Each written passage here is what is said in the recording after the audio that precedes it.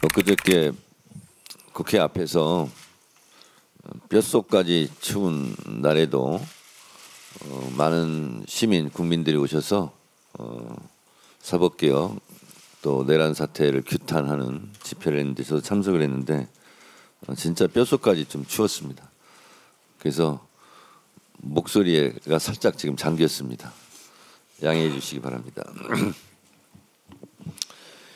이재명 정부의 첫 예산안이 5년 만에 법정 시한을 지켜 통과됐습니다. 여야가 대화와 협의를 통해 예산안에 합의했다는 점이 참 뜻깊습니다. 한병도 예결위원장님, 이소영 간사님, 김병기 원내대표님, 한정혜 정책위의장님 등을 비롯해 예산안 통과에 힘써주신 모든 분들께 감사드립니다. 이재명 대통령께서도 국회가 할 일은 한다는 모범적인 모습을 보여줬다는 점에서 감사드린다고 말씀하셨습니다. 예산안 통과에 특별히 애써주신 한병도, 이소영, 김병기, 한정혜 이 네 분들을 공개 칭찬합니다. 당대표 1급 보상도 드리겠습니다. 이재명 정부가 제대로 할 일을 할 수 있게 되었고 회복과 성장의 마중물이 마련되었습니다. 더불어민주당은 이번 예산이 대한민국의 미래를 밝히고 이재명 정부의 성공을 뒷받침할 디딤돌이 될 수 있도록 끝까지 꼼꼼하게 챙기겠습니다.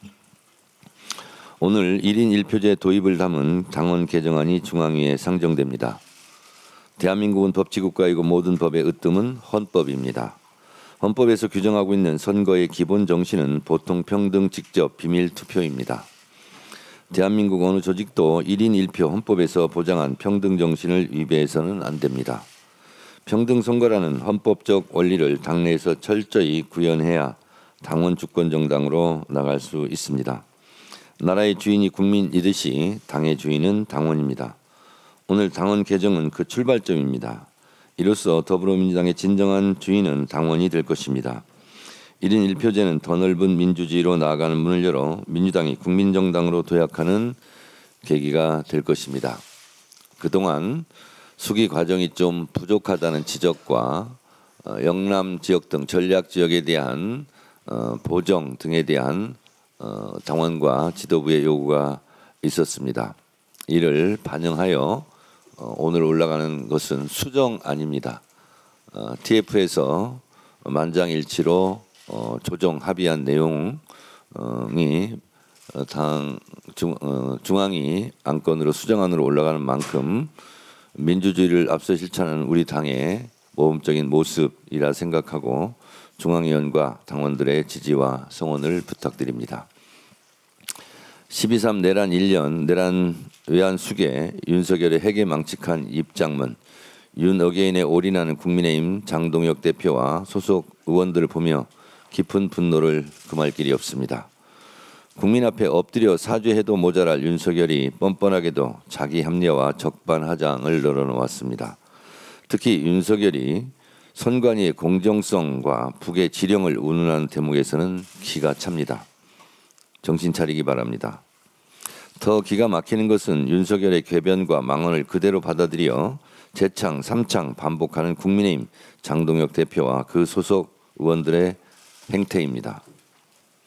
MBC 뉴스 하이킥 보도에 따르면 국회 계엄 해제 표결에 불참했던 국민의힘 의원 90명에게 그때로 다시 돌아간다면 표결에 참여할 것이냐고 물었더니 단 7명만 표결에 참여하겠다는 의사표명을 했다고 합니다.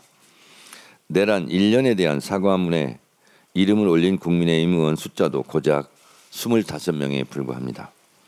12.3 내란 당시만 해도 내란 외환 수계 피의자 윤석열과 일부 부역자들이 대한민국 민주주의를 갉아먹는 암덩어리인 줄 알았는데 1년이 지난 지금 국민의힘 전체에 암덩어리들이 전이되어 곳곳에 퍼져 있다는 것이 명확하다고 생각합니다.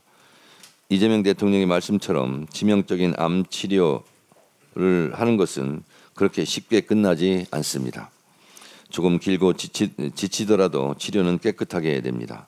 내란 외환 수계 피의자들, 윤석열과 부역자들, 그리고 내란 정당 국민의힘까지 대한민국 민주주의와 헌정 질서를 위협하는 암덩어리는 전부 다 긁어내서 다시는 외환 내란 외환의 죄를 획책할 수 없도록 확실하게 처단해야 합니다.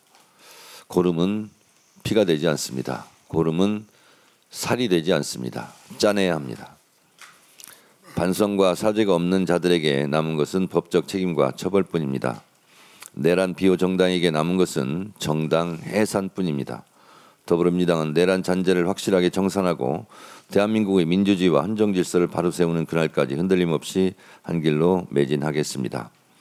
더불어민주당은 사법 쿠데타를 단호히 저지하고 사법개혁으로 무너진 사법 정의를 바로 세우겠습니다. 조희대 대법원장이 이재명 대통령과의 오부 요인 오찬에서 아무렇지도 않게 사법제도 개편은 신중히 이루어져야 한다고 강변했습니다. 이재명 대통령 면전에서 뻔뻔하게 사법개혁 반대를 외치며 사법개혁 반대 시위를 한 셈입니다. 사법개혁에 대한 요구가 누구 때문인지 알고도 모르는 척하는 것인지 참으로 뻔뻔합니다. 조희대 대법원장의 태도는 스스로를 합리화하는 정신승리 같은 모습입니다. 삼권 분립을 짓밟은 비상계엄 때는 침묵하더니 이제 와서 사법 독립을 지켜달라는 이중적 태도 역시 기가 찹니다. 결국 조희대 대법원장의 선택적 반발은 사법개혁에 대한 의지가 없음을 보여줄 뿐입니다. 8월 15일 해방이 되고 나서 뒤늦게 8월 16일 대한독립 만세를 외치는 것과 뭐가 다릅니까? 8.16 사법독립 주창자 조희대를 국민들은 용서치 않을 것입니다.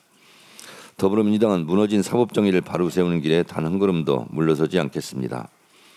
3특검이 종료되는 즉시 2차 추가 종합특검으로 내란의 잔재를 끝까지 파헤쳐 내란의 티끌까지 법정에 세우겠습니다. 끝날 때까지 끝난 것이 아닙니다.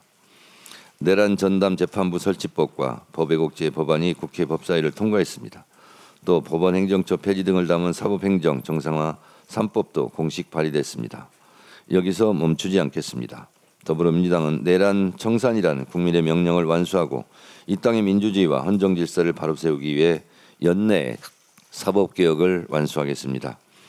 기득권의 저항에 굴하지 않고 견고한 사법 카르텔을 해체해 사법 주권을 온전히 국민들께 돌려드리겠습니다. 감사합니다.